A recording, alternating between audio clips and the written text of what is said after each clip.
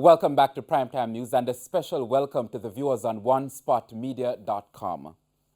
Up first this evening, tragedy on Lincoln Road in St. Andrew as a 16-year-old girl was shot and killed last evening. The police say she was killed by her grand-uncle, who also shot 2 cops and a passerby as he escaped. Javon Keys reports.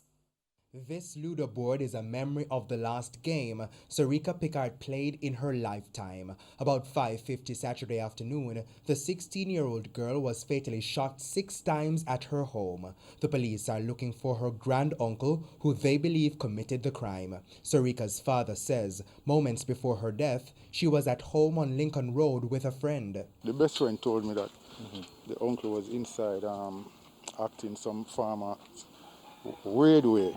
That's how she terms it. Yeah. You know, he was acting weird because after seeing him, every time he was standing at the back door and he was looking out, and you know, she was like, he was basically watching them on the veranda playing Ludi.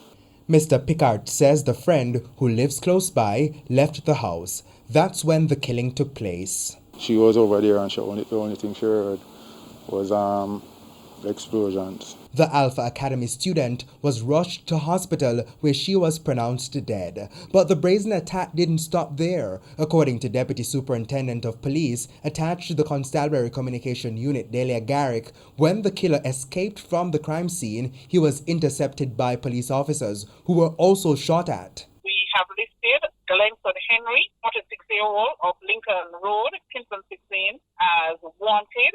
He attacked the Miss Pickard at home, shot her multiple times. The police were alerted, and the team that was responding, they came under gunfire from him in his bid to escape.